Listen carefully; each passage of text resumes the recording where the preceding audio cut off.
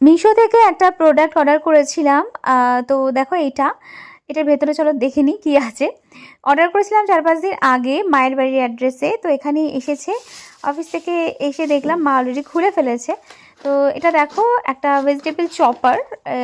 এটা electric chopper না, normal এমনি এইভাবে ইউজ করতে হয়। আর ভেতরে একটা ব্লেড আছে, চলো ইউজ করে দেখি।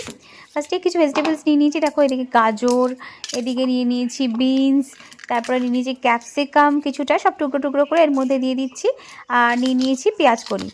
তো এগুলোকে ভাবলাম ট্রাই করা যাক আর কিছু বানানোও যাক। আর এই পেঁয়াজগুলোকে তার আগে কুচো করে রেখে দিয়েছি ক্যামেরা করার আগেই। আর একটু রসুনও দিয়ে নিয়েছি, সব ভালো করে চপ করে নিলাম।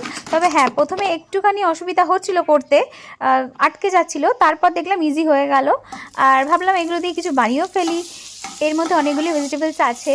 তো তার মধ্যে আমি কড়া গরম করে দিয়ে দিলাম তেল, একটু বাটার, পেঁয়াজ দিয়ে একটু হালকা ভেজেই সবজিগুলো দিয়ে দিলাম। আর একটু সামান্য আদা বাটা দিয়েছি।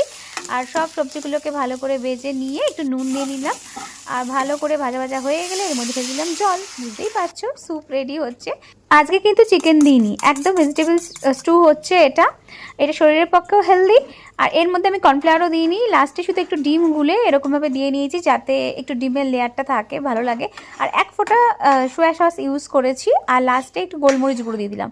এটার মধ্যে একটু কর্নফ্লাওয়ারগুলো দিয়ে দিলেই একদম চাইনিজ স্যুপই রেডি হবে। তো আমি ওটাই শুধু দিইনি, বাকি দেখো এক্স্যাক্টলি ওরকমই দেখতে আর খেতেও হয়েছিল। আর সত্যি দেখো দেখতে যতটা লোভনীয় লাগছে, আমি খেয়ে দেখলাম। তো আমি মাকে বললাম ভালোই হয়েছে। মা বলছে ভিডিও করার জন্য তুই বলছে, না না খেয়ে দেখো সত্যিই ভালো হয়েছে।